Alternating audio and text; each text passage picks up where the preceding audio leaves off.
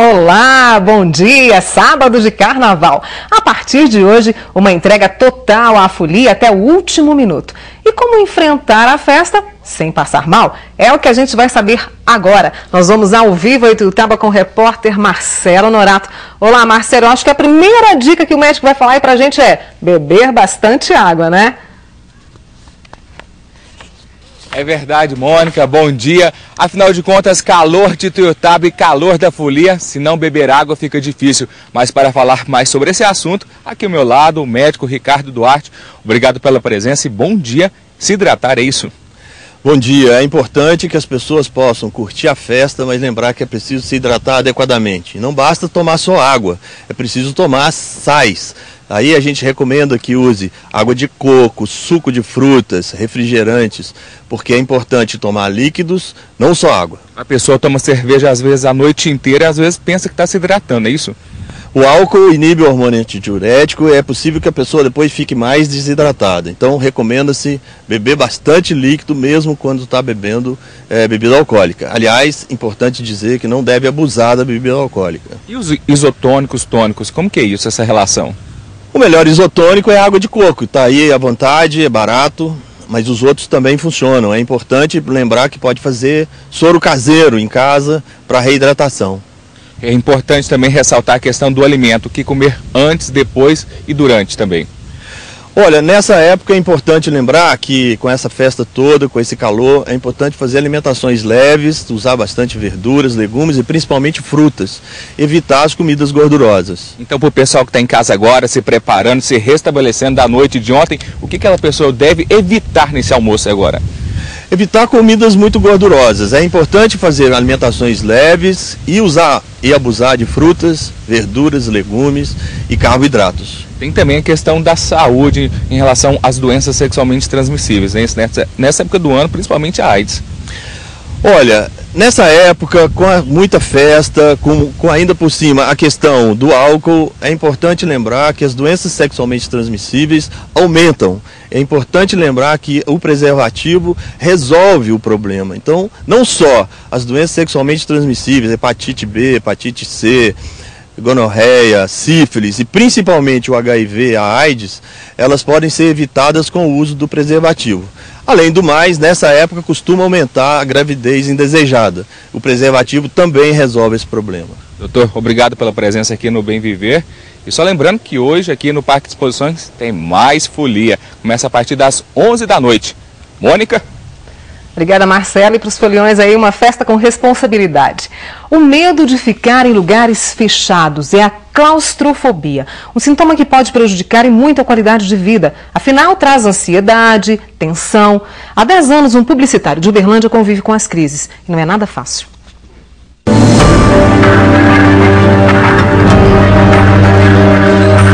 Um dos personagens de maior sucesso da literatura atualmente, que na tela dos cinemas é vivido pelo astro Tom Hanks, o professor Robert Landau, sofre de um mal muitas vezes silencioso, a claustrofobia.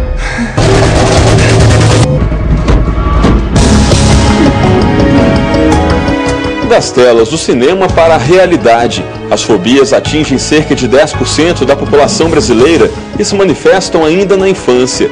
No caso da claustrofobia, o problema se caracteriza pelo medo de ficar em ambientes fechados, como em carros, aviões, trens, túneis e até mesmo dentro da própria casa, com janelas e portas fechadas. Foi o que Renato sentiu. Eu sozinho aqui dentro de casa, com janela, com cerca elétrica, com tudo, eu comecei a notar que eu estava ficando preso. Eu comecei a sentir preso. Para trancar a porta da sala, eu tinha que fazer todo um preparo para trancar a porta, chegava até a rezar também e tal. A primeira crise veio em 2000, quando viajaria de avião para Porto Seguro. A hora que o avião começou a taxiar, que a aeromoça trancou a porta, eu comecei a sentir o coração bater mais forte e aquele querendo sair dali, tirei o cinto de segurança, levantei e fui pro rumo da aeromoça e falei, olha, eu preciso descer.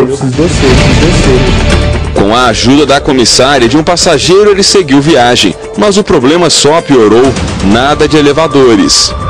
dentro da empresa, não aqui em Uberlândia, em que a reunião era no 10º andar do edifício, eu subi de cima umas 3 vezes. Andar de carro só se for no banco da frente ou se ele tiver 4 portas. A sensação... Você começa a suar e você começa a querer sair dali, você tem que sair. Há 8 meses procurou uma psiquiatra, toma remédios e faz sessões. Melhorou. Estou muito bem, muito mais calmo. E vou em lugares agora que não tem problema, vou de elevador, falta fazer o teste do avião, né? E esse acho que é um teste que ainda falta fazer.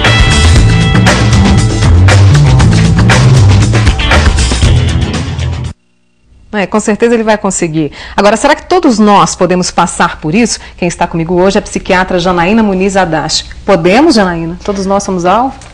Teoricamente sim, mas as pessoas que são ansiosas, de base ansiosa, que já tem uma personalidade assim, tem mais propensão a ter as fobias de maneira geral. A gente viu aí que o Renato sofreu muito com essas crises, agora melhorou bastante, né?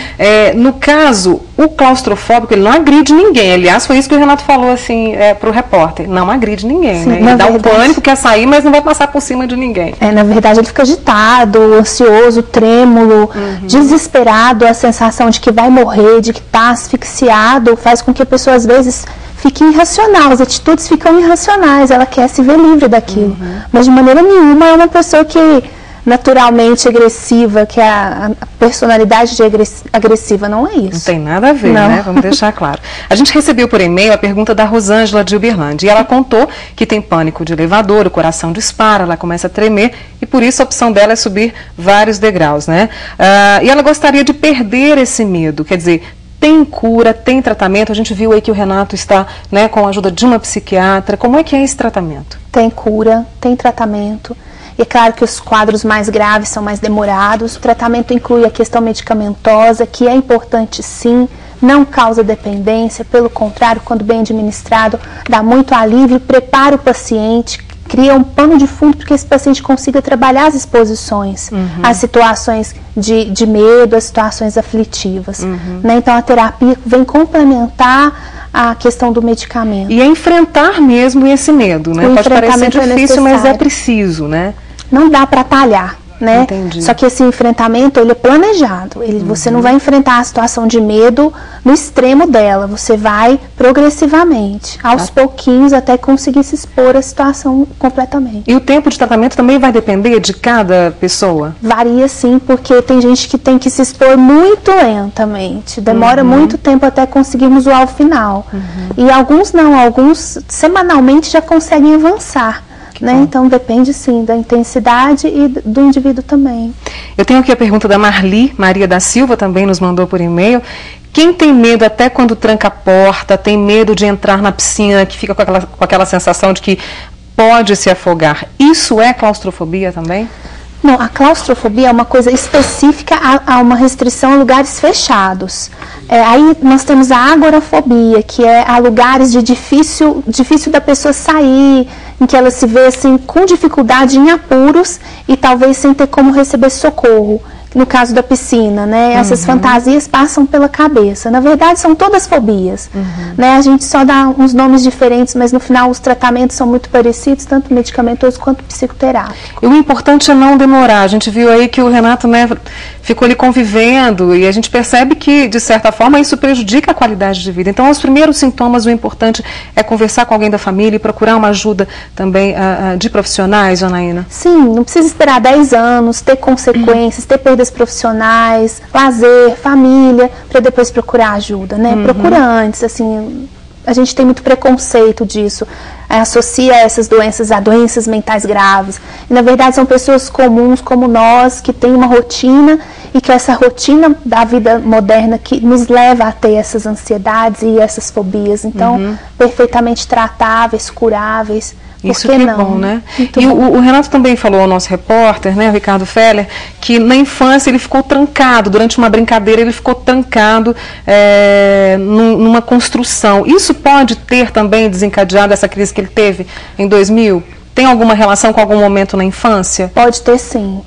Geralmente a criança ela tem alguns medos. Esses medos desaparecem ao longo da vida, são normais, naturais da infância. Em alguns casos não, em alguns casos geram traumas e a criança faz associações dessas situações e generaliza. Quando chega na vida adulta, ela interpreta aqueles sentimentos como sendo crises.